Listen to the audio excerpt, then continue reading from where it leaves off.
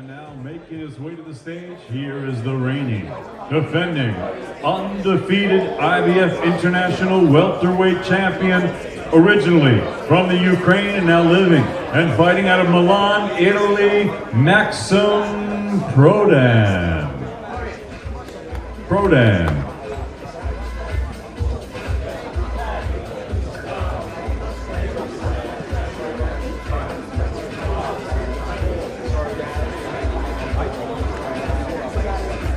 Good evening, you absolute beauties. It's David Alorca here, back with the one and only legendary Mr. Gareth A. Davis. Where are we, Gareth, and what are we doing? We are in Indigo at the O2 Arena. We have not been out and about for a very long time. We are here for William Hill, and we are at the workouts for the entire card of Anthony Joshua against Oleksandr Usyk. And you know what? Guys, I'm feeling it. Hey, listen, listen, there's electricity in the air right now. It's been a long time since we've had a big, massive stadium fight here in London, and Gareth, it's been a long time since we've been back here together doing a live show. For those that don't know, we're going to have all of the fighters on the card interviewed. That includes Mr. Anthony Joshua, that includes Mr. Oleksandr Usyk, and that also includes the WBO Cruiserweight Champion, Mr. Lawrence Okolie. So make sure you stay plugged in, stay connected, share the link, get it out there so people can also hear from these fighters and hear from a lot of people in and around the world of boxing in the run-up to the fight. Gareth, it's fight week and we are super excited, Gareth. We are. We were young men when we did our last one, and we kind of got older in the last year. Speak for yourself, mate. Youth is over on my side. No, we've been away, but we're back. But the big thing is, Anthony Joshua is back in big stadium fights. You mentioned Lawrence Okolie, you mentioned the challenger Oleksandr Usyk. To those 3 or even 4 if you count the IBO belt that Anthony Joshua's defending. But Campbell Hatton's on the card, Callum Smith's on the card. Yes. There's a great kind of tailwind behind Anthony Joshua, a huge shadow that he casts. He's such a huge mainstream figure in British and world boxing that it gives massive opportunities to others, and we'll speak to them all tonight. Oh, listen, we absolutely can't wait for that. And for those of you that don't know exactly what's going on, obviously all the fighters are having their open public workout here. Well, I say public workout, media workout, because obviously it's not public, you know what I mean? If it was public, you'd be down here, but don't worry, we got you covered. That's why we are here. And like I said, we'll be speaking to all of the fighters throughout the night. Gareth, who are you excited to speak to? Well, all of them. Anthony Joshua and Oleksandr Usyk, Lawrence Okolie, Dylan Prasovic, if I can use my multilingual, cunnilingual skills to get involved in that one. Definitely Campbell Hatton, if we can get hold of him. Manny Robles is here as well tonight. Sam Jones is here because he's looking after Florian Marku. I hope he's wearing his big long hat from Albania tonight. Love that. There's loads of characters here. We'll hopefully get through all of them tonight when they've been through their workouts behind us in the ring. I'm trying to look behind us now. Someone's doing a bit of motion in the ring. Who is it? Can we go over to the other camera? Whoa, whoa, whoa, whoa, whoa, whoa, whoa, whoa, whoa. Okay, it looks like Maxim Prodan. It is Maxim Prodan.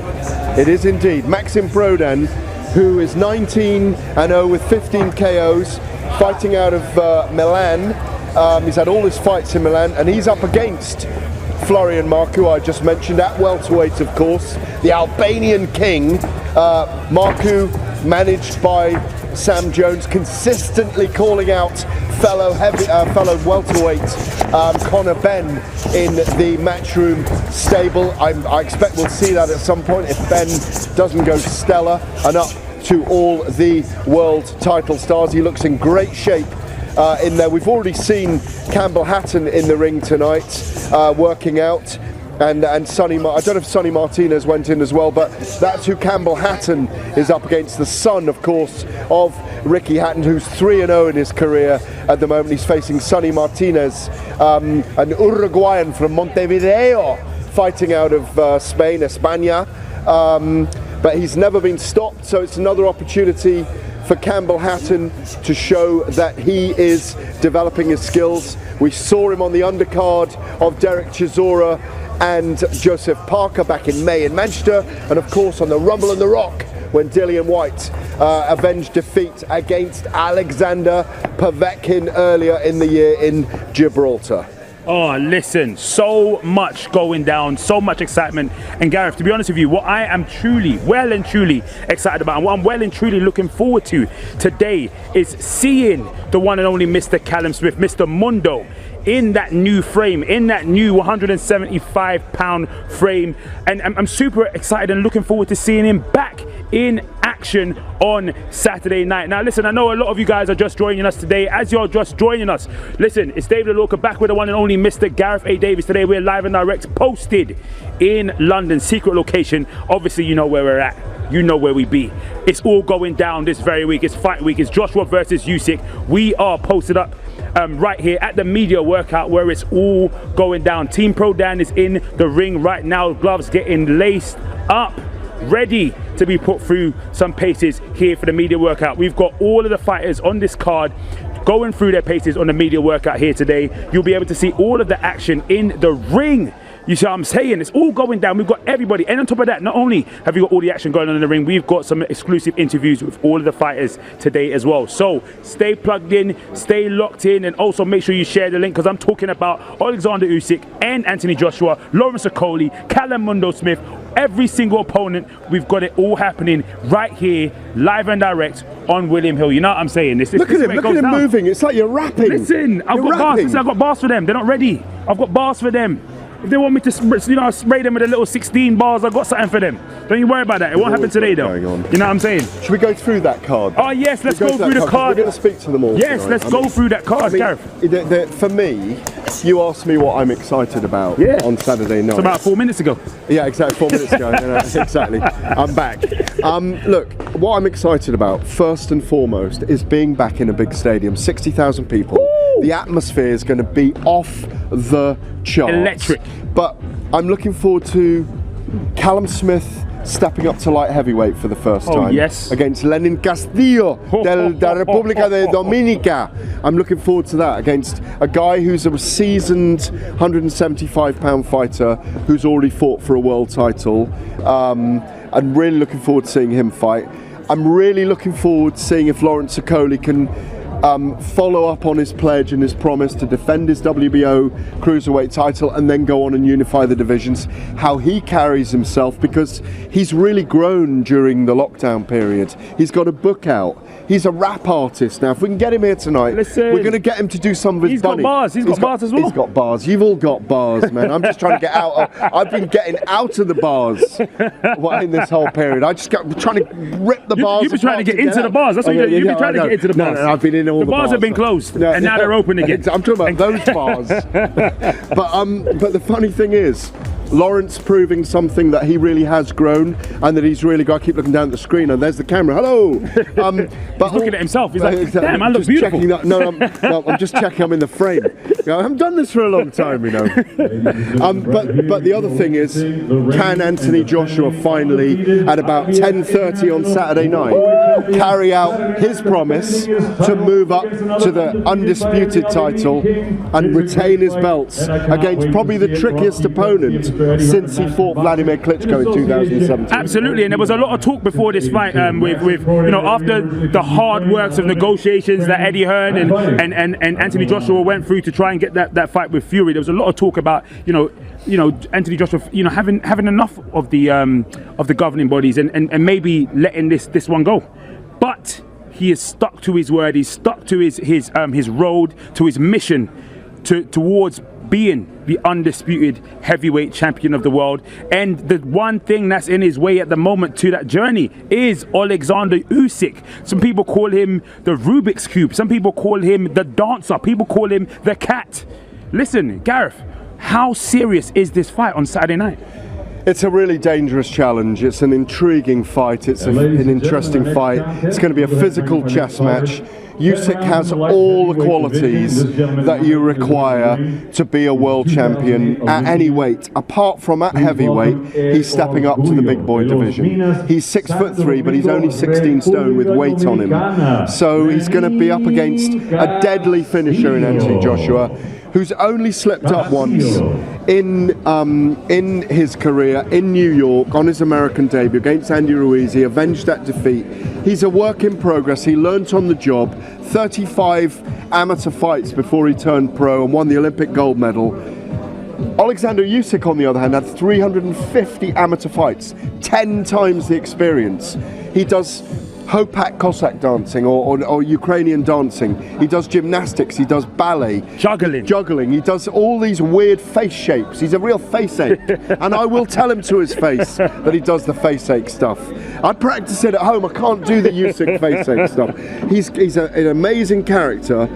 And we saw in his fight with Derek Chisora last November, and we saw in his fight with Tony Bellew at cruiserweight, that he's a very patient fighter who works his way into a fight, and there is little doubt that at the age of 34 he will not be changing his rhythms. He's not going to come out there and just try and blast Joshua out there and go toe to toe and draw Joshua into a weird fight. He might try and feint and get Joshua off kilter, but he knows his strengths. He knows his strength. He's patient, he's got great footwork, he stays out of range brilliantly, and it's how he comes in and out of range and finds the angles against Anthony Joshua that's going to pose problems for the big guy, who looks about 17.5 stone for this fight. Looks great. There's no way he's going to be 18.5 stone again like he was for Carlos Takam, big Anthony Joshua. Big, light, elusive, all those things. We got some Smiths appearing here, I see. Yes, indeed. Yeah. Yes, indeed. But listen, G. Yeah. Before we even head over there to the No, it's not Smith. Yeah. I know. We've got Sam Jones. Before we Florian Martin. Yes, let's bring him in. Let's bring him in. Where's your hat? Where's your hat? Oh, where's your hat? Come on in. Come in here between us. Right. How's it going? How's it going? First of all, just so as not to put your fight in jeopardy on Saturday, I tested COVID negative this morning. Oh, great. That's great. That's important. Yeah, nice. So, fight week, it's all happening. You're fighting on an Anthony Joshua card. How excited are you, and how are you looking forward to this fight? Oh man, that's a dream coming true, you know. If you see my life where I was 6 years before and where I'm fighting this Saturday is a dream, you know. Only God, thanks God for everything. This is an opportunity that I will not let it go, you know, like this. This is my time, and I will show to everyone. Saturday, I'm gonna knock Prodan out, and I'm gonna take his belt, you know. I will give my everything for this. This is my moment. I will not take no one take it from me. Now, I've seen you fight before in this very arena right here, this very space right here. A lot of fans, plenty of fans packed in here, plenty of Albanian fans packed in here. Xhaka in attendance. Do you know what I mean? Are we expecting a lot of your fans showing up on Saturday? Yeah. Jerdan, Shashiri, Granit Xhaka, Shkodran Mustafi, all these guys out there, they are, you know. Thanks God, the Albanians and now the UK fans support me, you know, and I love UK. It gives me these opportunities, you know, and they know that I will give a hard fight and I will give knockouts to the people. When you're hitting Prodan on Saturday night, will you be thinking about Conor Benn though? No! I don't care. Listen. It's a fight you want though, isn't it? Of course, but Conor Benn will never take me. He knows I can beat Conor Benn only with my left hand. You know, you saw his last fight how she was. You know, I don't take fighters that they run and they cannot hit. You know, Maxim is undefeated. He have 19-0. She have like 15 knockouts or I don't know how many knockouts. Yeah, it's 15 out of 19. Yes, yeah. he is. Only fought in Italy though. Yes, exactly. You know, she is a tough fighter, and this is where I want to go. That's why I choose this kind of fights. Do you know what I like about you in your last couple of fights? We've seen you brawl. You didn't get a draw last December. You won that. I know I interviewed you afterwards. I've never seen your hat move so much on your head afterwards. Your hat was hovering above your head. You was, levitating. The heat from your head. Yeah. After you were so angry, I thought you were going to fight him again in front of me. Because the judges were wrong that night. You definitely won that fight. There was no question about that. But we've also seen you show your culture side after that. Your skills, your movement in your next fights. Yes. Yeah, with Rylan. I show how I can jab, how I can move, because people after this fight say, yeah, but you didn't make nothing, and I show them I can box also, but I want to knock people out for the crowd. I don't want to run and to win fights in the points. That's why I do this for myself, but also to entertain the crowd. You must be are you a Spurs fan or not? Of course. Okay, good that you got that right. Anyway, 60,000 people in there on Saturday night. How you will love that, no? Oh my God, that's a dream coming true, you know, thanks God. Because I was fighting at Fight Camp. The fight was cancelled because I had the injury, and I'm lucky. I'm very lucky. Now I'm fighting Saturday, you know, with the full crowd. I'm really thankful, you know. UK have given me so many opportunities, Eddie Hearn, Matchroom, you know, now is my time. And no one will take it from me. Do you think there's the prospect of, I know you're the most famous fighter ever to come out of Albania, you are the Albanian king, yeah? What's the prospect with him with DAZN now, that you go and headline a card in Albania with 20, 30,000 at some point? We will. Have you talked about it? Yeah, we have spoke with Eddie, you know, I don't want to underestimate no one. First, we knock out Prodan at the 25 September, and then maybe we go to Albania, you know. Luzhny. Luzhny. Can we come? Of course. Can we bring the show? Of course. We're there. You're all invited. Now listen, right before I let you go, you're already giving your prediction for your fight, a knockout. What's your prediction for Anthony Joshua Usyk? I hope Anthony win. You know, Anthony, I like him a lot like a fighter, and I think Joshua will stop Usyk inside 8 rounds. Fabulous. Listen. If can I ask as well? Yeah, if they of course are can. there at the end, you know your stuff. If Usyk is there at the end, will Joshua have done something wrong in the fight, in your view? I don't think Joshua is a very, very experienced, and I think Joshua have done always good with southpaws. You know, he have different timing with the south. I think he will stop Usyk. Ho ho ho! Listen, thank you so much, Thank my you, man. guys, and Listen, thank you a lot. Always a you. pleasure. Cheers, Florian. yeah, we'll Cheers. see you during the weekend, Thank you. and good luck. And I love your pronunciation of knockout. Don't change. Yeah, don't change it. Don't ever change. Hey, listen, we love you. Listen, Cheers. hey, listen, Gareth, that was absolutely 10 out of 10, mate. I'm telling you. Florian Marku has become really popular with the British public for the way he fights, his personality. He's unbridled, and I think he's just going to go on to be a big star in this country. And that's my prediction. We will be going with William Hill and Matchroom and DAZN at some point, and we will be taking Luzhny live. Hey, listen, we cannot wait. Who else took somebody live? I'll tell you, Rio Ferdinand. Rio Ferdinand took Anthony Joshua live during the training camp. Let's go and have a listen and a look at what happened there. So this is like a real job then? Yeah. It is like a real job. Right, first things first, guys. I want to thank William Hill for setting this up. I'm talking to one of my friends, somebody I look up to, an absolute elite athlete, Mr. Anthony Joshua, whose fight next is up against Oleksandr Usyk. How's camp, man? That's what I wanted to ask you as soon as you got in here. How's camp been like? Camp is, do you know what it is with camp? Yeah, it's some of the best times I have because it's challenging. It's challenging, but I feel like I'm like at part of the peak of my life, if you know what I mean. Like I'm healthy, I'm tunnel visioned, I'm trying to improve myself, right? And with boxing, when I first started, I used to be completely different when I was a young kid. Then I found boxing and I wanted to get better in life. So when I'm in camp, it takes me back to like that what it means to me to get better in life. Like I want to eat good, sleep good, I want to read, I want to play chess, I want to train myself, I want to get better, I want to indulge into how other athletes, martial arts improve themselves, footballers. So you get to like look at all people's secrets to success, and I can implement it in myself during this period of leading up to a fight, because you're trying to lift yourself up to be the best version of yourself. So how many hours are you training like a day? Like, are you training every day of the week? Is there any days off? Like, how do you recover with yoga and stuff like that? Are you doing anything like that? Good. So train about like seven and a bit hours a day, but that's like warming up. Do you know what I mean? That's not just pure flat out. You warm up, you do your training. So this is like a real job then? Yeah. It is like a real job. Sometimes I get home late. Then when I get home, it's not like now I don't just like switch off. I also do like activities to kind of keep me engaged as well. So there's like, you know, different apps which engage your mind and stuff like that. We do like boxing study. So I'm not just switched off when I get home. I spend an hour to 45 minutes studying the game, because if I can concentrate on something for 45 minutes, that's like the duration of a boxing match. And in a boxing match, I need concentration for 45 minutes. So I try and like concentrate for 45 minutes on certain things. And yeah, so recovery, ice baths, stretch, sleep, massage. Nothing better than sleep though. Nothing better than sleep. Do you know what? It's mad because when I used to play, yeah, especially like for instance, I liken like our pre-season to your like camp to go to fight where we train our hardest. Yeah. And I used to hate it, man. I used to hate pre-season. I didn't enjoy one bit of it. The runs, the physical element, the recovery and stuff. I didn't enjoy it. I knew its worth, so I knuckled down and done it, and I've done it to my best capabilities. But I never enjoyed one in the 20 odd years that I've done them. Yeah, because I agree with you, and I can understand. Because in boxing as well, it's like you guys are basically trying to get match fit. So the pre-season is to just build up your endurance, your conditioning. Then you slowly build up that match fitness.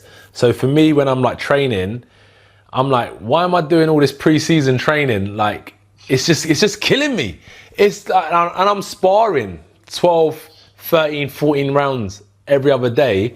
So that's like playing a 90-minute game every other day. And I'm like, look, let's focus on getting match fit.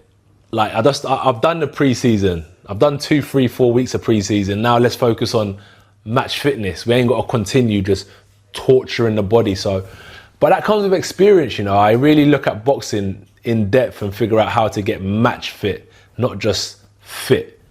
Big difference. Mate, it's who you play with. It's who you play with, mate. You know what I'm saying? That's a big statement. It is who you play with. Who do we play with? William Hill. William Hill. Yeah, that's the only ones we play with. Hey, listen, right now in the ring, yes, making his debut at 175 pounds, the one and only Mr. Callum Mundo Smith. You never forget a ring sobriquet, do you? Nah, you know all the ring names. There he is, Mundo, doing his ropes, looking about 6'6" now that he's light heavyweight. I think he used to crush his height a little bit, making 168 pounds. Those extra 7 pounds are giving him about 3 inches in height. Yeah, yes, he looks indeed. as tall as Anthony Joshua over there, doesn't he? Listen. He looks in fantastic shape. He looks in absolutely fantastic shape and in absolutely terrific shape. Handsome over here. devil.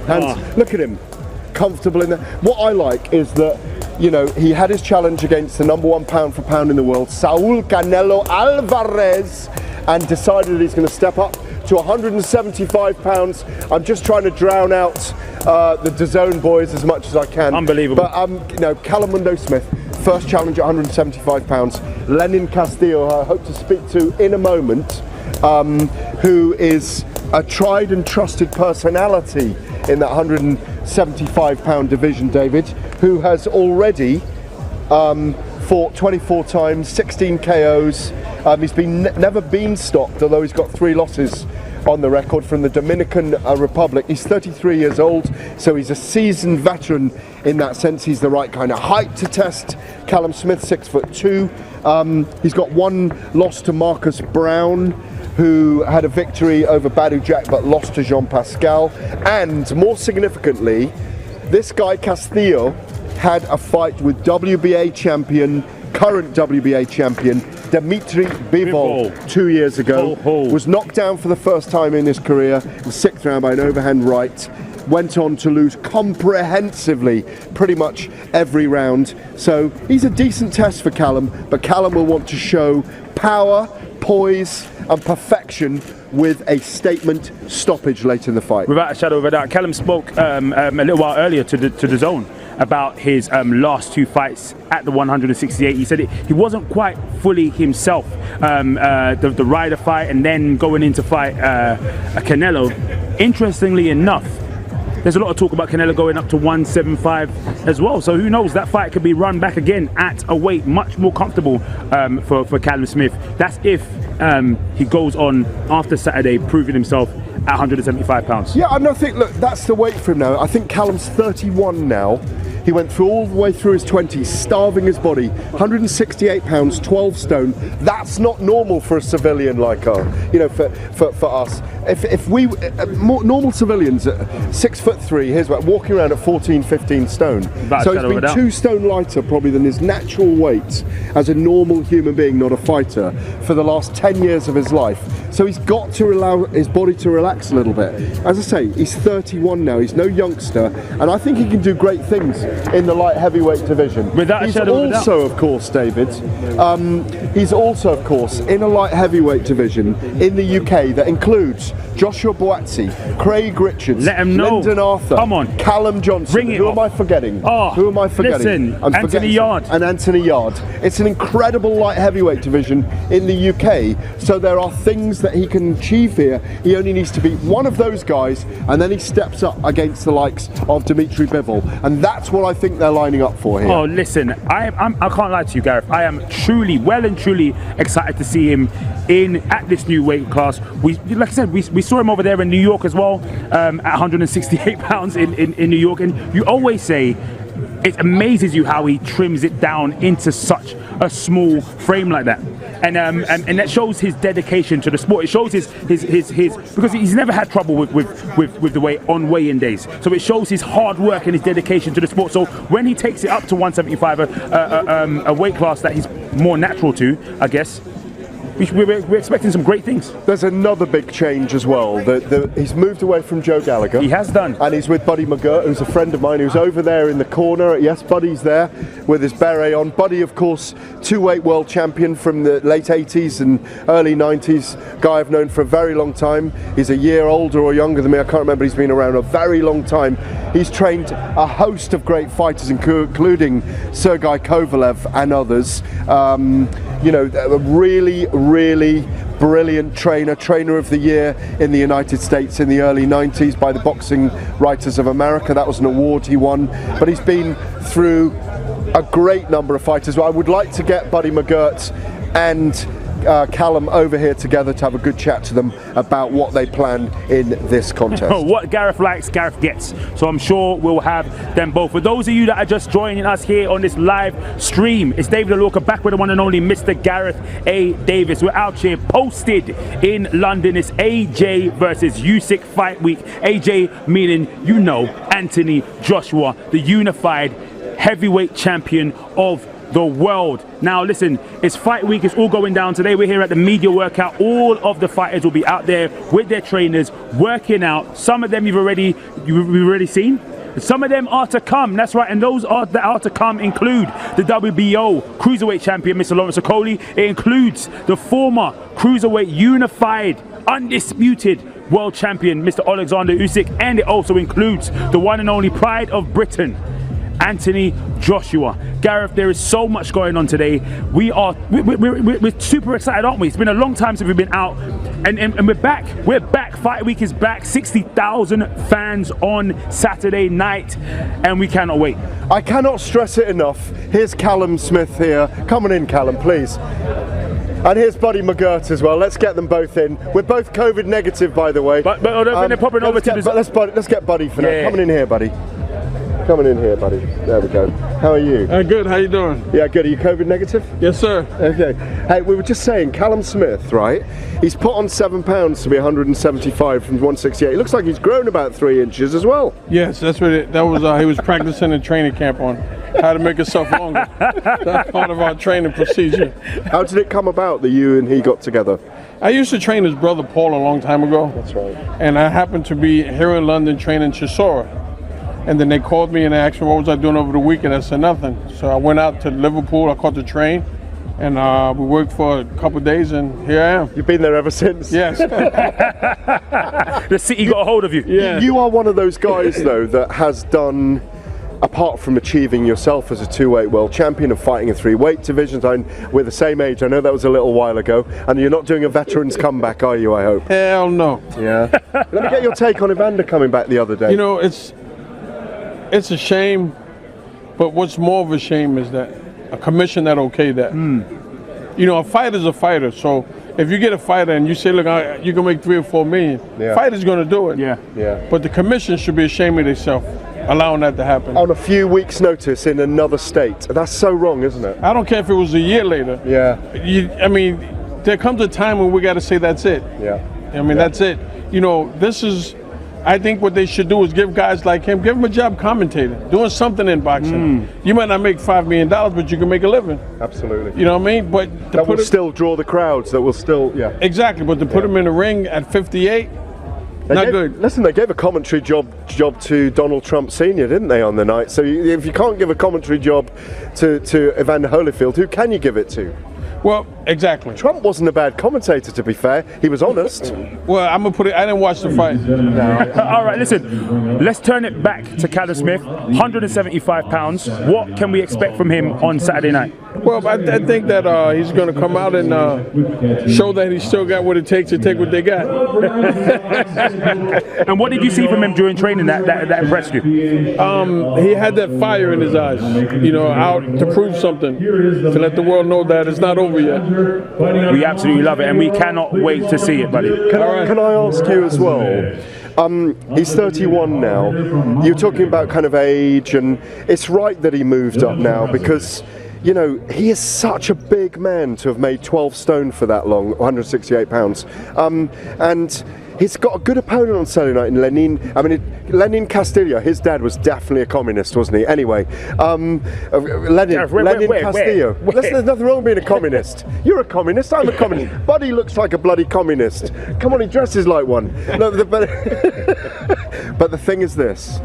Lenin Castillo is a perfect opponent at this stage. He was comprehensively outboxed, as you will know, by Dimitri Bivol. He was dropped in the 6th round, but he put up a good fight. Are you looking for Callum to potentially fight Dimitri Bivol and go for a world title fight after this? Well, my thing is this. I want to get past this one, and then whatever they got planned next, that's where we go. You never look around the street corner before you've arrived on the corner, do you? I don't make a left in the middle of the street. I keep going. You know, because you've been around so long. You know this game. Right, exactly. Don't put the cart before the horse. No, we won't do indeed. Buddy, thank you so much. It's been an absolute Thanks pleasure. for having me. We'll see you again shortly. Thank you very much. Thank you. Okay, baby, you got it. Take care. See you in a bit. Listen, buddy. He's got all the banter, and I absolutely You're calling me buddy now? I'm not your buddy. Listen, we've got a VT to run to, but the thing is, I'm worried about running to the VT because we've got Callum Smith over there on the edges. Run to the VT and I'll get Callum Smith. Go on, run to the VT. Yeah? No, all right, okay, listen. Morecambe and Wise, Little and Large, Dave and Jim, come on. Comedy. Listen, guys, we have a special VT for you. We're talking Cristiano Ronaldo. We're talking Rio Ferdinand and Miss Anthony Joshua, talking about the return of the king, Cristiano, to Manchester United. R.I.P. That's like me having 2 pints and laying flat on the floor after getting knocked out. There ain't no last dance. First things first, guys, I want to thank William Hill for setting this up. I'm talking to one of my friends, somebody I look up to, an absolute elite athlete, Mr. Anthony Joshua, whose fight next is up against Oleksandr Usyk. So who was the best player that you played with in your time playing? Obviously, Cristiano is just like ridiculous. Even back in the day? Yeah, well, when he joined us, he was a baby, yeah? But the way his intelligence to grow and his desire, and again, his obsession to get better and his desire to be the best was just relentless. I've never seen anything like it. Just a man possessed to get to the top and would do anything to get there. What can I learn as an athlete with like characters of trying to get better at what they do? I think you've got to be brave. I think people never ever talk about Cristiano's bravery. Mm-hmm. He was brave to take risks, where I mean, he comes over to another country. Yeah. He was brave to remain the person that he was. Didn't change really. Adapted, yes, but didn't change his core self and his foundations. Like I say, became an obsessive with the sport that he chose, which is football, and then drilled down into details, which were building a team around himself. I went round his house one time and I walked in and he had like about 6-7 people sitting in the front room, and I said to him, like, Chris, who are all these people, man? He was like, oh, you know what? That's like my masseuse, my personal masseur, my nutritionist, my doctor, my physio, like my chef. So he had all these people, and back then, no one was doing that in our game. Yeah. So like, he was a visionary in that sense. He knew what it was going to take, and if people were laughing at him for doing extras at one time, by the time he got to World Player of the Year, they were saying, "I'm going to copy that." That's what I find interesting. That goes back to being brave, then, because when you have that vision, it doesn't always sit right with everyone, because it's like, why has he got this bloody extra physio for? Like, he's got food at the club. Why has he got this chef at home for? But does it go against the grain? Sometimes you have to go against the grain.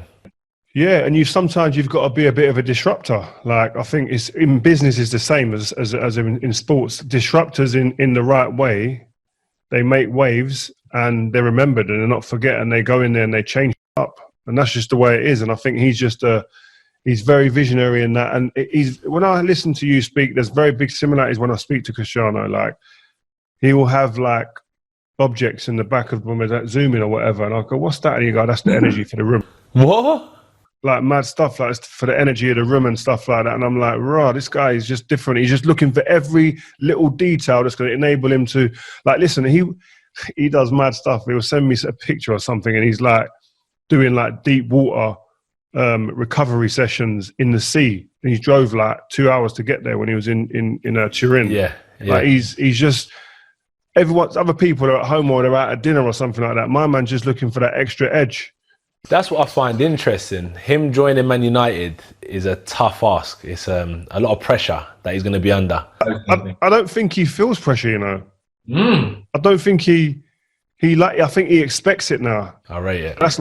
That's pressure straight away. He's put on himself. He's not dodging that question. No, I've come here to win trophies. If I don't, it's a disappointment. Yeah. It's a good mentality, man. But it's different in boxing. You can't do that. You can't have a little last dance. You can't have that. I mean, you can't just go, you know, I'm going to have 2 for the road I'm going to have when you're on your last legs. It's like me having 2 pints and laying flat on the floor after getting knocked out. There ain't no last dance. Like, do you know what it is though? That's like the mental thing though with boxing, is that if you have got your last dance in your mind, you got to give it everything you've got. Because what I think when you're saying all this stuff with Ronaldo, like the chef, in my head, it seems like a perfect world. Like, oh, he must have had it nice. But it's because when you face that adversity, you've lived in like discomfort, putting yourself at every advantage that you can. So when you're in adversity, you can pull yourself out at the last minute. So for me, it's like hearing all that stuff. I'm not looking at it like, oh, he lived a happy life. He had a chef, he had a masseuse. He just knew how tough it was, and he wanted to pull himself out of them tough times. So he went the extra mile. So being great doesn't seem like it's all luxury. It's having to keep on going that extra mile time and time again. And just like that, Gareth's out of it, all right? He's been fired, and we picked up the one and only Mr. Mundo Smith. Callum, how's it going? Yeah, good, all good, mate. How are you? Oh, fabulous, absolutely fabulous. Now, debut here at £175. How are you feeling? Yeah, I feel good. I'm looking forward to getting back to the weight division. New challenges, new goals, and you know, I'm excited.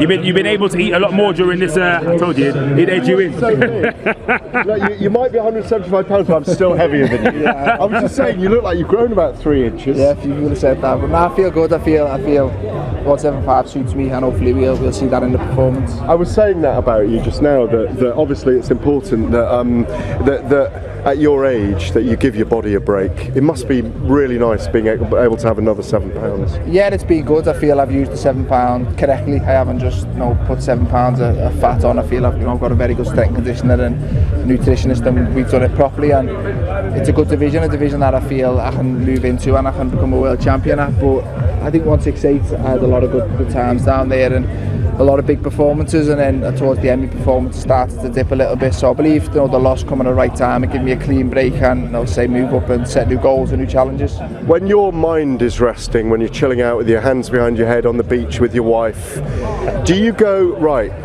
get past this? And I know you won't be underestimating Lenin Castillo, who's clearly a communist. David doesn't like me saying this, but if you have a son and you call him Lenin, okay, you are clearly a communist. Like Lenin. Yeah, you know they're calling it Lenin, but it's Lenin, but you right? I just like the political undertones. But you get past him. He's a great test for you, I think, and you can make a statement. You must be thinking about Dimitri Bivol and then Canelo back at 175. Come on, tell me you don't think about that. No, look, if I become a world champion, it's offered. I said this in an interview the other day, and then the headline made out that I was calling I deserve a rematch, and no, I'm not. Look, if I was doing a world title, he wants to move up, and I'd go again. But yeah, Bivol, they're the names I want to fight. I want to be a world champion. They're the man with the belt, so I've got to come through this weekend, and then we'll set our sights on the belts, which is what I've got the same goals at 168, at 175. I want to be the best, and I believe I can. You know, the 175 division is heavily stacked within the country. Do you win this fight and go straight to the top of the ladder? Because obviously there's talks about there were previous talks about the likes of Joshua Buatsi facing Bivol, but I guess you'll be pushing Eddie like, hey, let me in there? Yeah, that's the plan. No, I believe in my own ability. I concentrate on myself, and I come to this weekend and I'll be getting on ready to deliver me a world title shot as soon as he can. But no, I'll sit down with my team and we'll look at what the best move for us is. But it's a good division. There's a lot of top fighters all want a shot at the belts, and also I'm sure the best man will come out on top. What would you do to Joshua Buatsi in a ring right now then?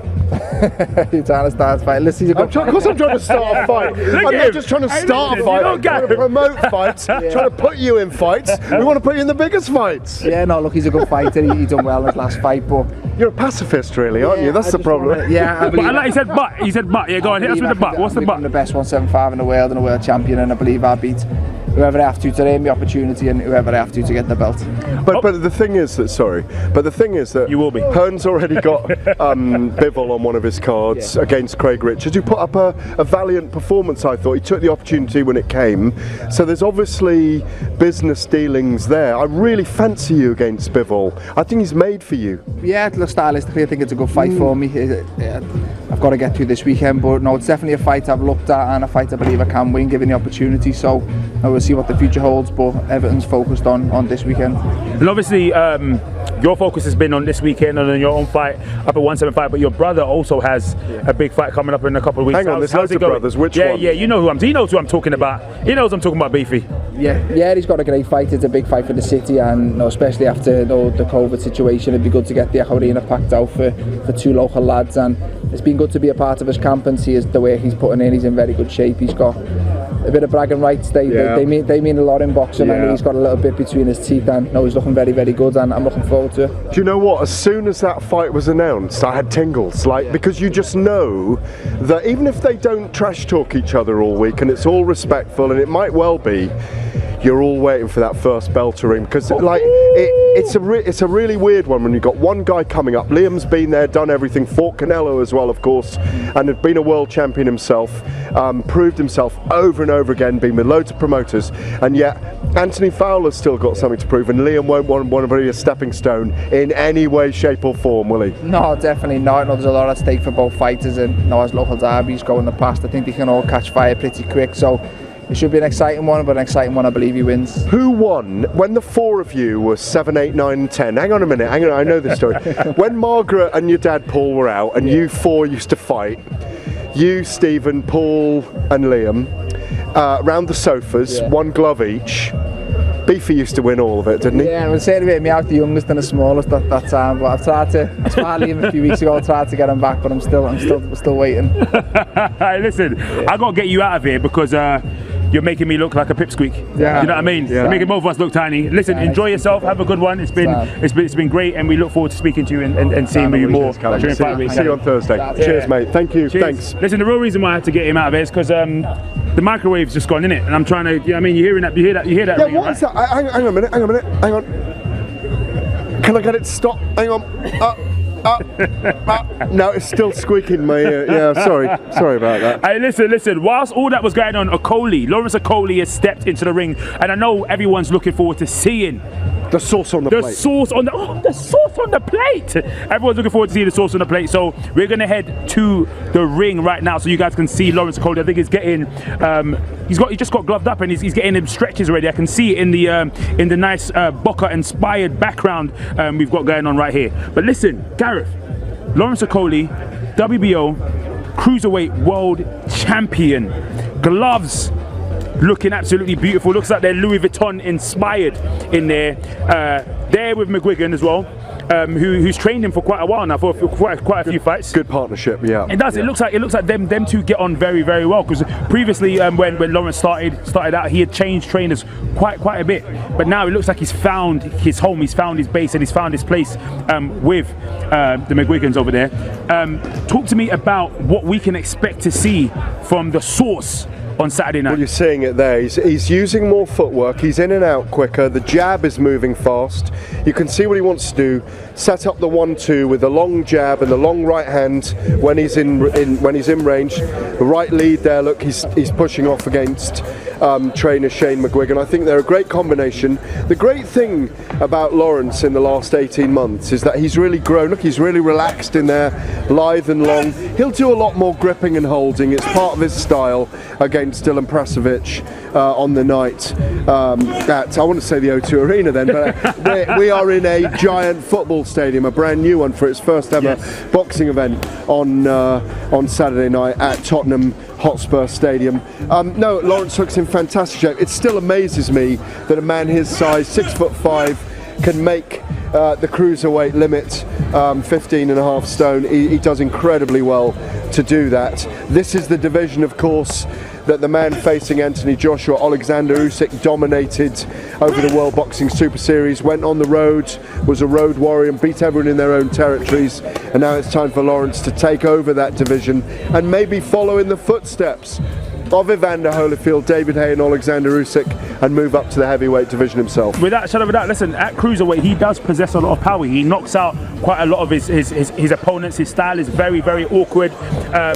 Initially people didn't really like his style. I remember you were saying to him for a very, very long time that, listen, stick with it. Don't worry about it. Stick with that style. Stick with it. Broke, don't fix it. Exactly, you know, and he was winning and winning and winning. Exactly. Shane's just finessed it a little bit, giving him a bit more confidence about his jab and his footwork. You can see he's very light on his feet tonight.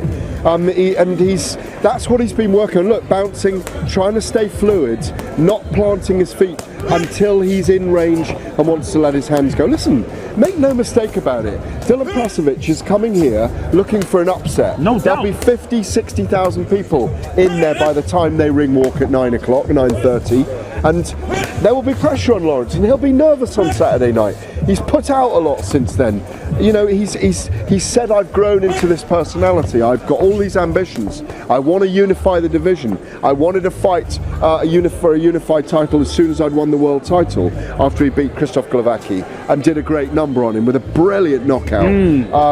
You know, Lawrence is a very dangerous man. He's a very nice man, but to use an Anthony Joshua phrase or an Eddie Hearn phrase, and I've just been over to speak to Eddie Hearn, who is going to join us.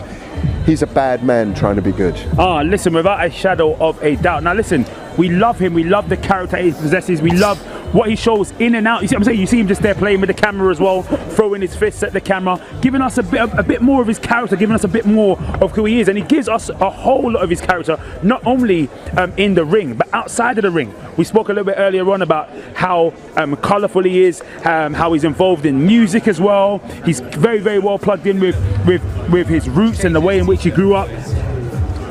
Gareth, we know that at some point he's going to move up to the heavyweight division. Do you think he's going to clean out the cruiserweight division first? Do you think that's his aim first, to clean the cruiserweight division and then head to the heavyweights? Well, look, let's not look past Dylan Prasovic first of all. You know, he's a formidable fighter, the Montenegrin. He's knocked out 12 of his 15 opponents.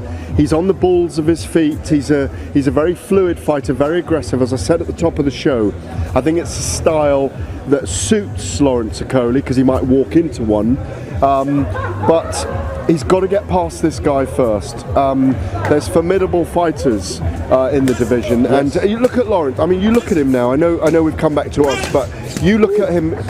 He had his top off just now and looked very lean and mean. He has extreme power, and that's what is a fantastic thing. He might not have the best boxing skills.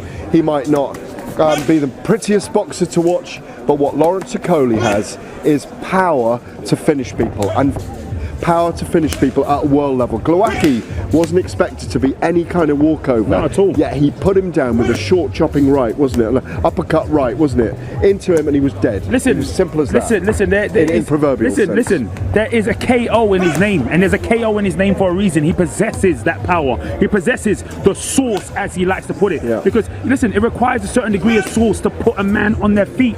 To take a man off their feet. And that's exactly what Lawrence Okolie has done time and time again. I know you didn't answer my question, so I'm going to run it back again. Okay, I'm not overlooking this fearsome challenge that he has set before him on Saturday night. But I'm saying, how much longer do you think he's going to fit into that frame before he steps up into the heavyweight division? Probably I would say by 2023 he'll be a heavyweight because they'll make the unification fights next year. There's no doubt about it. I'd also like to see him fight Murat Kasiev. I think that's another very good test for him. He's number 2 or 3 in the WBO at the moment. I'd like to see him fight him. I'd like to see him clean out everyone that Usyk cleaned out. To dominate the division first, you know? That would be incredible. Like, guys, we're going to be having Lawrence Okoli with us right here pretty soon as well. So, guys, don't you worry, don't go nowhere. And on top of that, like I said, at the top of the bill and in the middle of the bill for those that stayed with us that long, and for those of you that's joining us, yes, we will be having Mr. Anthony Joshua with us here, and also Oleksandr and Usyk, Eddie Hearn, and the one and only Mr. Eddie Hearn. Yeah. You know what I'm saying? Yeah, I'm saying he's trying to fast his way out of it. Now, Gareth, yes, talk to me. Main event, all right? AJ, Usyk. What rounds do you think are going to be the most dangerous or the most pivotal rounds in that fight? Well, obviously the first round where the two men feel each other out and get a sense of what they're bringing in the contest. First couple of rounds, first 6 minutes. Then, as the fight progresses, I think 5, 6, 7 and 8, when Joshua will be looking to really go to work against Usyk, and Usyk will be looking for opportunities having moved. So I think the first round, how they both dance, how they both move is very important. But I think Joshua will want Usyk out of there by rounds 9 and 10. He will want to be rounds up as well, and he will wanted Usyk to have felt his power on his body, and Usyk will have wanted to have opportunities. So 7, 8, 9, 10 are massive in this fight. Oh my days, we cannot wait, and it's just moments away. Listen, obviously AJ spent quite a significant time in camp training against southpaws, readied himself for this fight, but the question is, what does AJ get up to in his downtime? We found out. Here it is. At the moment, you're still bogling, yeah? Is that it? Right, first things first, guys. I want to thank William Hill for setting this up. I'm talking to one of my friends, somebody I look up to, an absolute elite athlete, Mr. Anthony Joshua, whose fight next is up against Oleksandr Usyk. AJ, listen, you know when you're not training and you're just chilling out, a little bit of downtime, how do you chill out after training? So after training, I get back, shower, freshen up, unpack my bags, dirty clothes in the wash. And then I probably have like about an hour and a half till dinner. So boys in the camp, we do a lot of like brain activities and stuff. So it's like, yeah, loads of that stuff. And then like reaction pods and stuff like that. And then... Bro, you never switch off, man. You're just on all the time. Yeah. Don't you do no box sets or nothing like that? So then I go up to my room at like 10:15. I go upstairs, kind of unwind, and then I slap on like some at the minute I'm watching The Wire. So, because the Omar in the movie just passed away. Yeah, I see that. And I just found The Wire on Amazon, so I started watching it. It's quite good. So I'm watching The Wire at the minute. No, nice. You know, 2 big albums have come out from American artists, Kanye and Drake. Dave's album's out recently as well. Like, what's your pleasure at the moment? What's the one that's doing the rounds at the minute? Do you know what? Like, sometimes I feel like I'm boring, you know, when it comes to music. Do you know why? Like, I listen to the old school G's. Like, hit me up. Hit me with what you got. That's me as well. I just like the Tupacs, Biggies, Big L's, Big Puns. Early Jay-Z. Yeah, early Jay-Z, because my friend said it best, yeah, like Bone Thugs and Harmony, BG Knockout, Dr. Dre. He was like, the thing is, he goes, why he likes listening to the old school rappers is because they lived the life, and now they can also tell you about the mistakes they made. Now they're a bit older. And he said a lot of these younger rappers, they're like our age or younger, and what they're rapping about is nothing that they can teach him about.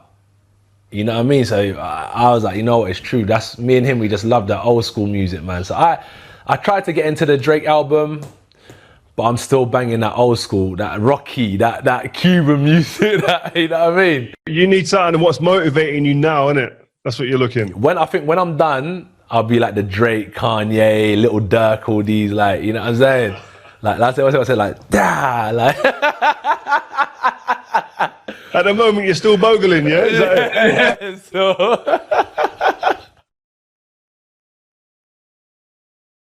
You don't know this one, do you? It's called the bogle. It's called the bogle. You don't know about that one, do you? Come on and do the bogle. Yeah, no, don't worry. AJ just showed us what's going on. Yeah, what's the bogle? No, the other way around. But listen, right now it's main event time, Gareth. It's main event time. Chips from a poker. Yeah, don't worry. Yeah. Listen, we're gonna head to the ring because it's time for Oleksandr Usyk. Ladies and gentlemen, Let's do it. Let's do it. He's the former Now. undisputed cruiserweight champion of the world, now campaigning at the heavyweight ranks. Please welcome Oleksandr Usyk.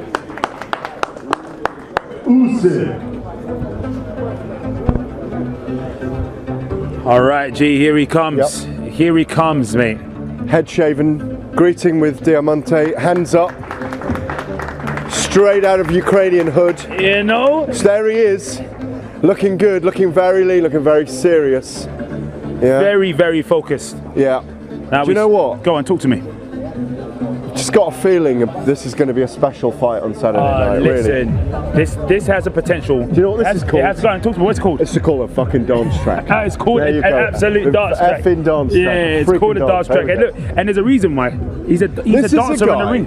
This is a guy who juggles, does ballet, does hopak. Have you ever done any hopak? All that kind of going down, one knee, one leg. Don't worry. Can you do that? Yeah, no, I'm not on camera right now. I'm happy about that. Yeah, but the camera, but they want to see it. They want to see you do it. Yeah, they do, Gareth. Have you not ever done hopak? They want to see you hopacking. Hopak! I'm trying to get him to do some hopak. Show us. Yeah, we got to go down on one knee and up again like that. On one leg he does it though. Listen. He does it on one in leg. certain nightclubs they call that something else, all right? You know what I'm saying? They know what I'm talking about. Listen, he's wearing a t-shirt that says, "I'm coming for you." Yeah. Well, he is coming. Yeah. He is coming. Look, I've never known Oleksandr Usyk be as serious as he's been in the build-up to this. Absolutely. Not giving people extra time, not wanting to be forthcoming. He's taking this so seriously. He's always in fantastic shape. He looks like a bigger man now. There's no question about that. He won't want to be too heavy because he won't want to give away his movement, elusiveness, footwork, speed, all those things that can take him to victory by finding the door slightly ajar against Anthony Joshua. That's what he's looking for. It will be a patient exhibition of his ring generalship. He will not want to get into big exchanges with Anthony Joshua unless he is in the right position. I spoke to Tony Bellew earlier today. Yes. And Bellew was saying, Bellew of course fought him for 8 rounds and was eventually knocked out, was ahead on points against Usyk. But what Usyk did, he said, was he's in and out of range. It's not his head movement, it's his footwork that moves him in and out, that keeps him away from danger. He's 350 fights into his career as an amateur. He's 18 fights into it as a pro. Absolutely dominated the cruiserweight division, going on the road in the World Boxing Super Series. Got bullied a little bit by Derek Chisora, if you'll forgive me for saying that in the early rounds. But he's a guy that works people out, isn't he? He is indeed. And you know what I love about you, Gareth? You say it loud enough for them to hear it. You know what I'm saying? He can hear it. He can hear it. You say it loud enough. You know what I mean? You don't Do you know the famous Love Island guy, Josh Genzel, is giggling next to me. He's heard it. You can hear him laughing. He can hear it. He knows we only speak the truth. Absolutely, without a shadow of a doubt. Now, Gareth, you said he's been very, very serious about this fight. Very, very serious in his preparation. Very, very serious about the time that he's given a lot of people in the run-up to this fight. What do you think that gives him? What extra edge does that give him stepping forward to Sunday night? Is it the focus? It is, but, and I've got to say this half jokingly, you and I have sat next to Anthony Joshua's thighs before, haven't we? And they are so big, you've got to call Usyk chicken legs compared to Anthony Joshua. Oh, listen, you might just have to. You might just I don't want them to translate that into Ukrainian, by the way, when it comes over. But no, there is a big size difference, is what I'm saying. There is. Obviously, you know, we've gone away with those when my tiny little legs in shorts have sat next to Anthony Joshua. Here's the source himself. The source is on his way. He's hugging everyone in the room. I hope he doesn't get COVID. No, don't worry. Everybody's good. Everybody's good. Everybody's good. Come on, we tested negative earlier today. Okay, we just want you to know. No, perfect, same. How are you? I feel good, you know, ready to go. Just, you know, chilled, it was a bit like, oh yeah, you're out. So it's like, I had the butterflies and I remembered, oh, you've done this before. So I felt good, yeah. Listen, we got to introduce you properly. Ladies and gentlemen, the WBO Cruiserweight World Champion is in our midst, live and direct. Now listen, you know what I'm saying? Listen, like you said, you came out a little early, nerves, and then you shook them off. How are you going to be shaking off your opponent on Saturday night?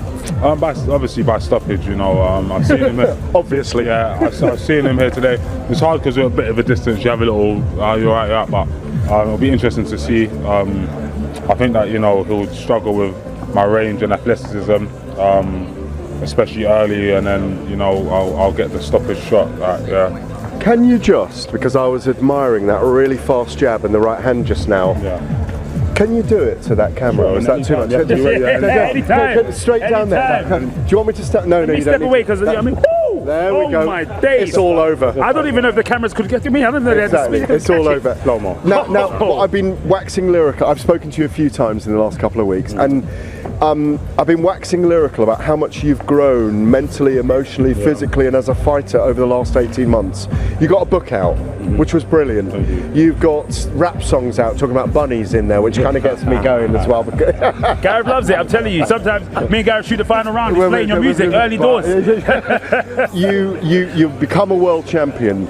And you're saying, you know, you worked for a fast food chain when you were inspired to go as a boxer, lost 7 stone. Look at you now, incredible shape. You're a world champion. Where has this kind of evolution of yourself into a completely different character come from? Oh, lots of different things, you know. Heartbreak, that helps a lot. Oh, I didn't know about that. But yeah, little things like that, you know. Obviously, wanting to achieve more, you know, seeing what the stuff that I do does for my mum and family. So it's just all that kind of stuff.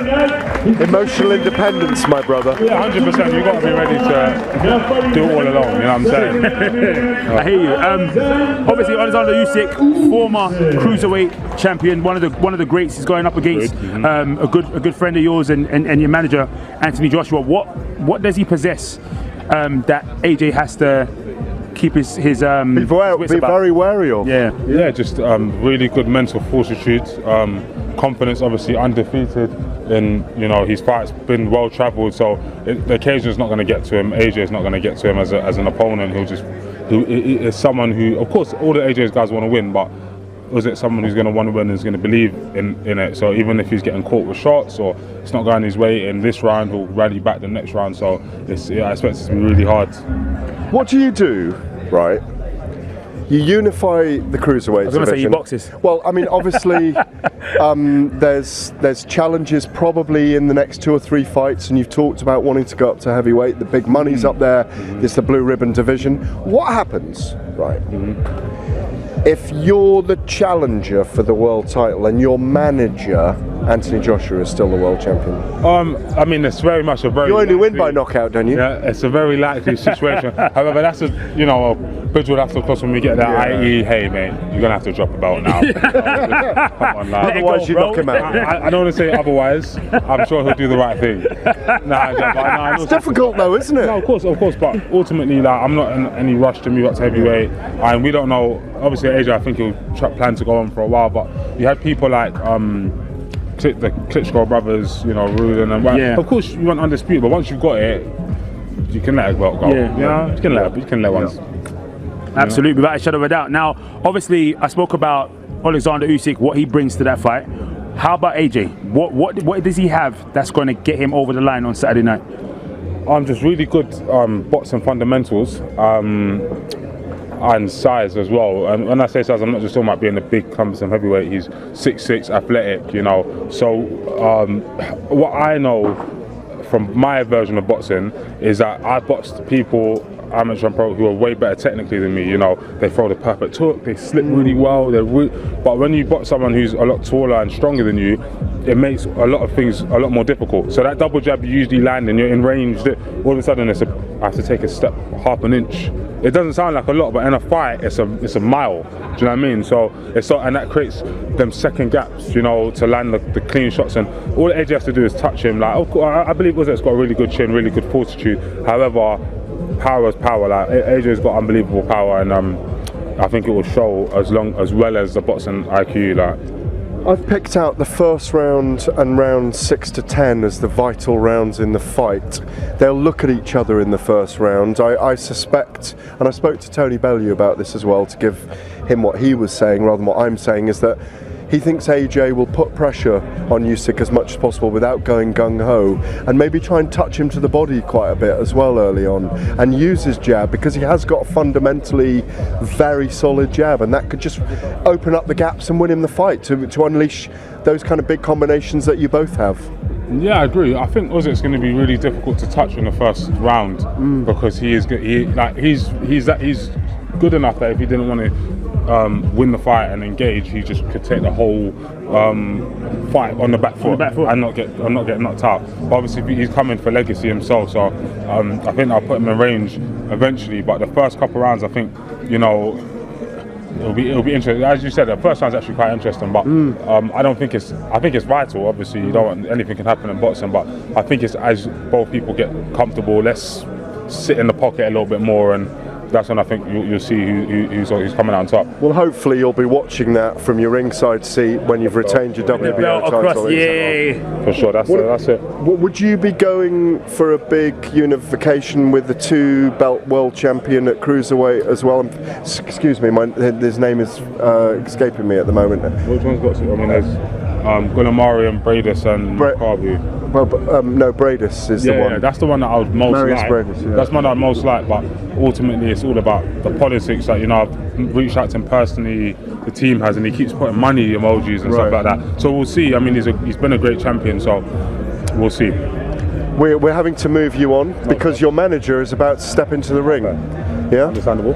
All right. Bro, listen. For sure. We'll see you throughout the entire fight week. Loads of content coming out with the source. We'll see you Thursday. Listen, and we'll see you soon. Thank you, Lawrence. Listen. It's always a pleasure. Love that guy. To be in. Listen, absolutely. Love that guy. It's always a pleasure to be in the presence of Lawrence the Source, especially because you know not only what he's coming to, but also the man that he currently is. Listen, that's all fine, and I agree, but it's time to hype AJ. Listen, AJ needs no hype. What are you talking about? I'm reading AJ? from the screen. Listen, I'm reading from the forget about the screen. Listen, AJ needs no hype. We're talking about listen, well, you don't know? Okay, then go ahead. Thank you very much, Gareth. Hype AJ. Anthony Joshua burst onto the scene in 2012 at the Olympic Games. He'd won a silver medal at the World Amateur Championships. Tell him again. He captured the hearts and minds of the British public at the Olympic Games just around here at the XL in 2012. Tell him. He went on a journey, spoke to Lennox Lewis, Eddie Hearn, Frank Warren, Bob Arum, everyone in the world to decide what he was going to do. He skipped the Commonwealth Games, he turned pro, and what did he do? Tell him. He launched. And he launched. Rocket. And he started knocking people out. And in his 16th fight, he won the world title, Charles Martin IBF title. Then he took the WBA title against Vladimir Klitschko. He did. Then he took the WBO title against Joseph Parker. He did. But now he wants the WBC title.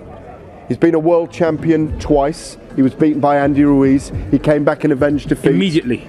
He's learning in the job. He admits that. He's a work in progress. He's an extraordinary character. He's become one of the most marketable figures in global sport. That's why we're here. That's why everyone's here, in fact. 60,000 seats sold out in a couple of hours. I think it's his 5th stadium fight in the UK. 400,000 people. Yes. Over 400,000 people have been to those fights. It knows no stopping. We want him to fight for the undisputed crown against the Gypsy King Tyson Fury. The fight of fights, the blockbuster of blockbusters, the biggest, richest British fight of all time. In his way, we've already seen him in the ring on Saturday night, is the majestic Ukrainian Oleksandr Usyk. But will the big man with the big hands, and as I've said, the absolutely enormous legs, do it on Saturday night? I know he's about to walk to the ring. He is. Only to practice, only to show off a little, or a workout as it's called. Yeah. I thought he was supposed to sweat in a workout. Nah, he's going to do a little tiptoe, tip-tap, not show too much, because obviously we have U6 people in the back. But listen, we're going to head over to the ring. Pride of all the United Kingdom, fighting out of Watford, England, please welcome the reigning, defending, unified, heavyweight champion of the world, AJ Anthony Joshua.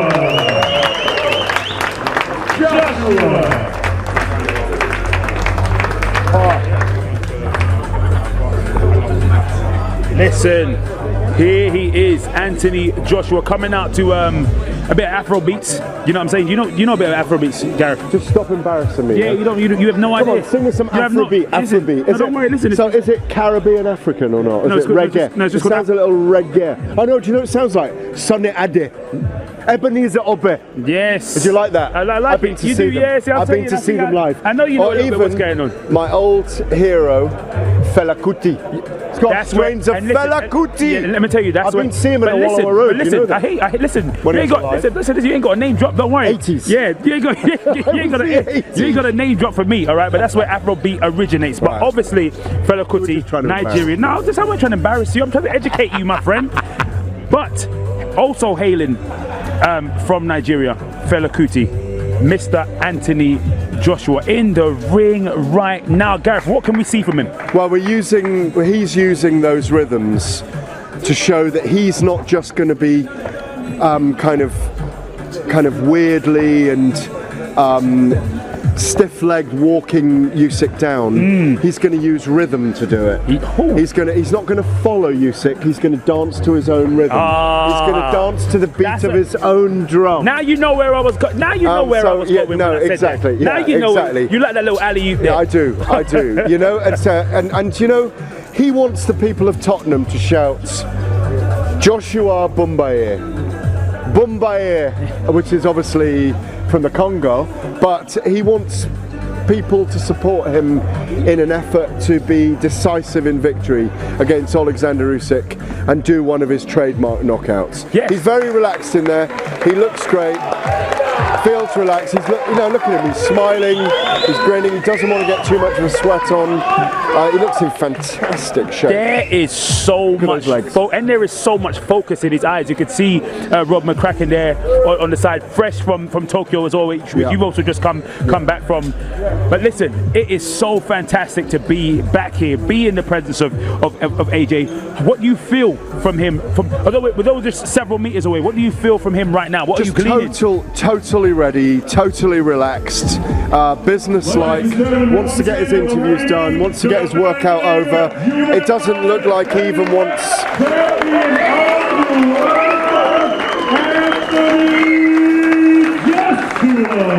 Doesn't really want to get a sweat on with Rob McCracken. Rob's just watched him a little bit. All the work's done.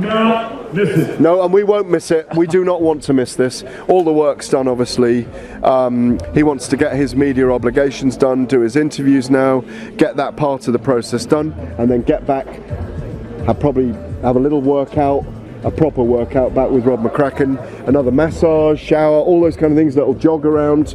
He just wants Saturday to come now. Oh, listen, he is so ready. Obviously, he was in training camp prior to the training camp for Oleksandr Usyk, preparing for fighting the Gypsy King himself.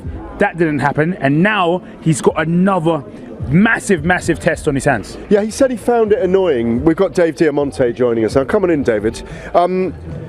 I just asked David about this. Two of my favorite guys. How are you guys? We're very well, thank you, David. Enjoying your world. Where am I looking at? Is our camera? Yeah. All right, hey guys. It's hard not to look at yourself, isn't it? You're like, hold on, you're like, hold on, wait a minute, I look good. We do look rather like hands on my ass.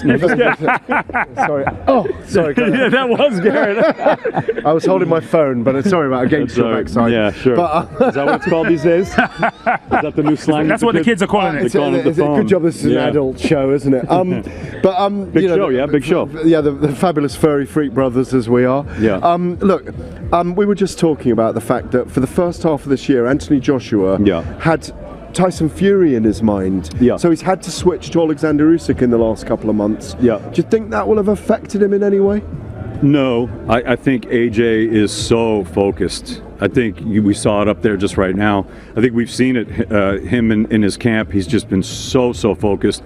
But also I think Usyk is focused. And I think that he can't even think about Tyson Fury right now because he's got a really tough opponent in Oleksandr Usyk. So. is a guy that he must not overlook, because we've seen his patience in the ring, Usyk. We see that he finds chinks in the armour, holes in the door open that he can get in. He doesn't mind losing a few rounds to have that opportunity to get at someone. Well, I think that AJ needs to be patient in this fight, and I think that you're absolutely right. I think he can't reach, because then Oleksandr will teach. He needs to be patient, and he needs to fight tall, not give up his height. There's a lot to this fight. This is a really interesting fight. I mean, I've known Oleksandr for a lot of years because I've done a lot of his fights, and he is such a winner. The one thing he doesn't know how to do is lose. He doesn't know how to lose. He's a winner. Again, both guys won Olympic gold in 2012. And Oleksandr has won in everyone's backyard. That's what he's good at doing. So he's not going to be worried about Tottenham Hotspur Stadium with 70,000 strong. That's not a problem for him. He goes to people's backyards and he takes their hardware. That's what he does. This is the fight that they wanted. He wants this fight. I think this fight is dangerous for both men. I think both men must fight a good game plan. I think that it's going to be very hard. I don't think Joshua's hands will be as fast as Usyk's. So I think Joshua has a lovely 1-2. He throws a lot of great 1-2 punches, whether it's the hook, whether it's the jab, followed by that right, could be deadly. And I think he's very skilled at that, more skilled than a Del Boy, than a Chisora. But then again, we saw Usyk take shots from Chisora and he held up well. Okay, and everyone wants to talk about, oh, it's a David and Goliath. Well, that's great, but my name is David and I'm a winner, and David can win against the Goliath. How does he do it? He's got to use his assets. Is that you and Eddie Hearn or not? No, could we get that on YouTube or not? Well, no, we're talking about a different Come on, fight. you'd clean him out, wouldn't you? So You'd clean out Eddie Hearn, wouldn't you? Come on. Come on, give me a... This is what Gary... Come on, you're giving lots of opinions. David's like, I'm on a roll. Would you clean out Eddie Hearn? What are they giving you? I'd clean him out. What are you doing? I'd clean him out. What are they giving you? I'd happily clean him out. What are they giving you in Tokyo? What are you doing there in Kyoto? A lot of sake. A lot of sake. Obviously, a lot of dreaming. No, Come on, but you would beat Eddie Hearn in the ring. We're talking about Usyk and AJ, and I think that there's a lot of different things. I think the ring size is going to make a difference. Yeah. Because I think that a guy, his legs, so Usyk's going to have to use his legs. He's got to use his ring IQ. He's got to use his hand speed. Is it a small ring? I don't know what size ring it is. Because there are rumors that it is a small ring and Usyk wasn't happy about it. I don't know. That I don't know, but I think that these are small things that could possibly make somewhat of a difference. But again, I think that AJ should fight smart, and when the opportunities present themselves, open it with the jab, then you finish it, you do what you need to do. But I mean, Usyk is dangerous, and we've seen Usyk have a good chin, so and he knows how to win. It's a dangerous fight. I think AJ should prevail in this fight if he sticks to the game plan. I really do. I think he will win, AJ, but I think they'll both be down in this fight. Oh, Gareth loves. You know what, Gareth? Interesting. It's an interesting fight. I love this fight. It's so compelling. Gareth loves the both will be down in this fight. He loves it. He actually does love it. But listen, what I'm going to ask you is this, right? Me and Gareth talk a lot about fight week, being in and around amongst the fighters. Gareth talks about needing to smell the fighters up close, look into their eyes to kind of like get a sense of how they're feeling, what they're thinking. Now, obviously, you're going to be in a fight hotel with them, but you also, amongst us three, you've been closest to both of these men. What are you gleaning from just that closeness that you've had with them? I mean, again, these guys are both fighters. They both fancy this fight. They both want this fight. They both believe they're going to win this fight. That's what makes it such a great fight. He's good at sitting on the fence, isn't he? No, it's not sitting on the fence. I just looked in AJ's eyes when I said his name, and he fist bumped me. I looked right in his eyes, and he was like, I see that with him. He was there. Have you not noticed that Usyk? I've known Usyk a long time. He's moodier going into this than I've ever seen him. Relaxed but moody. No, I've seen him a couple times today. He was super smooth and happy, man. Usyk to me is a cool customer, man. He's a professional prize fighter. This is what he does. He has won accolades in everyone's backyards. I mean, we've seen him in huge fights. He knows what he's doing. I mean, I like yesterday when I called the fight against Gassiev in Moscow at the Olympic arena. I mean, there was not an empty seat in the house. That was a mega fight. It was for the undisputed Cruiserweight Championship of the World and the Muhammad Ali Trophy. And he dismantled Gassiev. So he was cool as a cucumber. He knows what he's doing. And I think it's a great fight. I think both guys need to stick to their game plan. If they do, it's a great fight. it's a dangerous fight for both fighters. It's great to see you, David. Thank you very much indeed. David, we'll be seeing a lot more of you during this fight week. All right, see you guys soon. Always a pleasure. Always a pleasure. Cheers. Oh my days. Nah, Gareth, we're going to be getting close. We're going to be getting close with Anthony Joshua shortly as well, mate. Oh my days. And I cannot, because listen, what that was up there was a very professional performance. That's what he did. He did his job. He went up there. Well, I don't think he did. I don't think he worked out much. No, that's what I'm saying. But there's that's no what I'm saying. No, but that's what I'm saying to you. He was up there and did what he needed to do and got out. It was very professional. It was a media workout. Yes, it's a media. He'll do his media interviews. He doesn't. If there'd been a crowd in here tonight, like there normally is, and a crowd upstairs on the balcony, I think he'd have given us a little display of what he's about at the moment. Oh right. So are you a bit disappointed? Did you want a performance? No, not at all. But I think he's just reacting to what he's got to do here, which is there's groups of media here, there's lots of interviews to do. Hopefully he'll join us in a minute. But he doesn't, we know what he does. He doesn't need to show that. But I think if there'd been 600 people in here, it would have just got the juices flowing a little bit more. Do you know what I mean? Yeah, I know what you mean. But I personally, I think that he prefers it the way it was, because he was able just to do what he needed to do his obligations, and then get out of there, because he knows there are a lot of people from Usyk's team watching and seeing what they're working on, maybe listening out or seeing what Rob's shouting from the corner. So I think he just wanted to get in there, get the job done, and get out. I'm fascinated to ask him whether he and Usyk have passed in the corridor today, whether because Anthony won't be staying in the fight hotel, but Usyk will be, obviously. I'm just fascinated to see if they've had an exchange, whether they've fist bumped, whether they've had a hug, whatever it might be, whether they've just had a bit of eyeball. You just want to know what that thing is, what that relationship, that energy because is it's true. And plus, because at the same time, you've got to remember, Anthony Joshua has had previous times where he's had good relationships with some of the people that he's fighting, and sometimes it hasn't transpired well from that perspective. Exactly. So I think that's why I think he has such laser focus right now. Right now he's got 100% laser focus. He's not trying to do friend. Although he's being respectful, there's a lot of respect there, but he's very, very much on job. I tell you what he won't be doing on Thursday at the press conference is letting Usyk hold the belts. That's without a shadow. He let Andy Ruiz do that in New York, didn't he? Yeah, you can see AJ behind us. There'll be no belt holding going on. Join us, I think. Oh, you think so? No, I think AJ is about to join us. So we're getting AJ. Yeah, well, AJ is about to join us. Here he comes. Here's the big man himself. You know? Yeah. Hi there. How are you doing? Yes, indeed. Yeah. So he's hugging it out with all the big lads. You know? There's a couple of friends in here tonight, of course, following his every move. So I think we are going to get... No, we're not going to get dwarfed by AJ just yet. Soon. There's a few greetings to be had. Greetings to be had before. Yeah, but as you know, AJ's a man of the people, isn't he? Well, he is. Well, you know, people have gathered down here to get their moment with the champion. He's moving further away. I'm giving a commentary on the movement of Anthony Joshua as he just says hello to a few people. Eddie Hearn has disappeared in a different direction. And Freddie Cunningham is just bringing the big man in himself. Absolutely. I shall move out of the way so to be knocked over by those giant legs. How are you? All good, thanks. You? Yeah, good. You didn't get much of a sweat on tonight. Thank God for that. I mean, I was waiting for them to start booing me. It was like, oh yeah, good, nobody's in here, so I can do a 1-2 and then bounce. Yeah. If I did hear a boo, I was ready to jump out the ring. You what? Who wants up? David was teasing me first of all, and he forgot that I'd seen Fela Kuti play in Nigeria in the 80s. Yes, because you were dancing to rhythms there at the beginning and that music. Mm-hmm. Is that a sign showing how you are not just going to be following this guy around, but you're going to make the fight dance to the rhythm of your beat?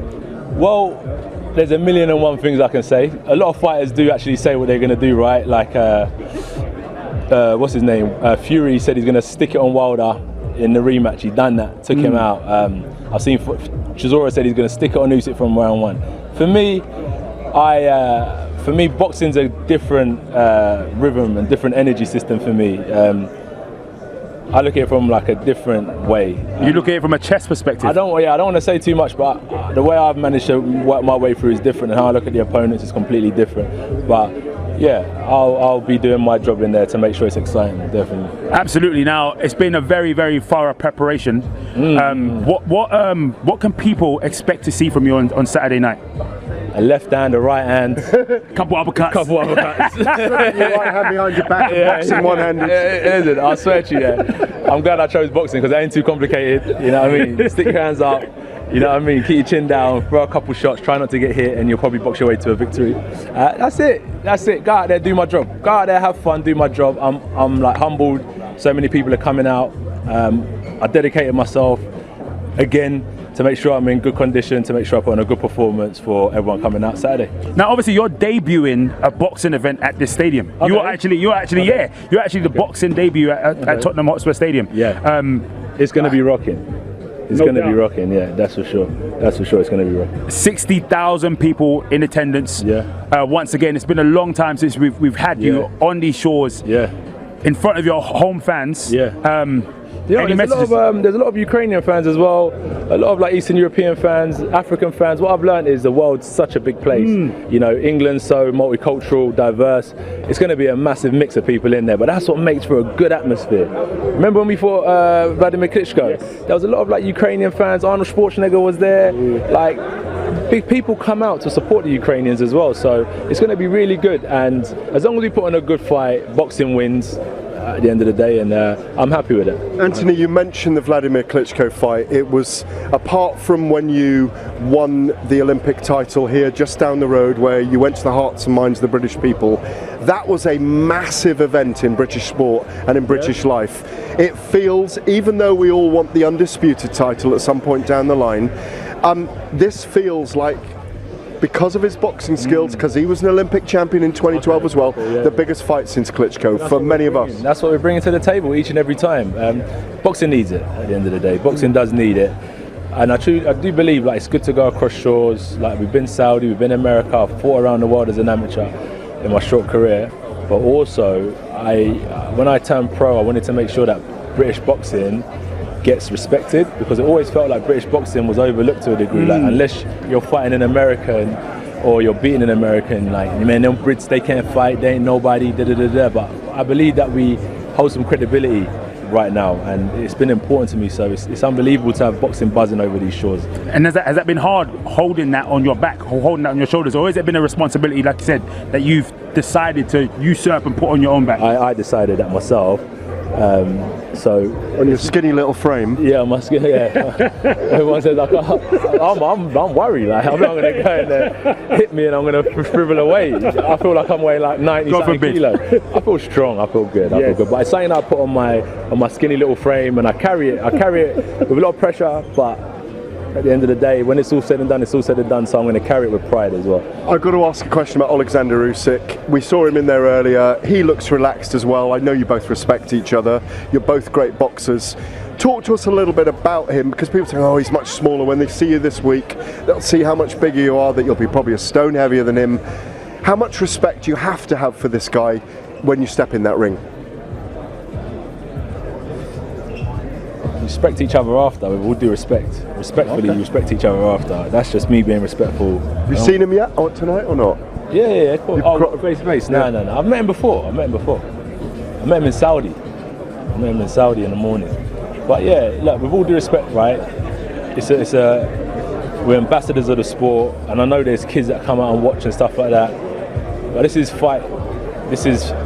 a warrior sport. I know it sounds like, but I'm being serious. When I watch like the Durans of the world, the Haglers of the world, you're going to war. Like you can be a good fighter, but you have to have a certain instinct. You're exciting us now.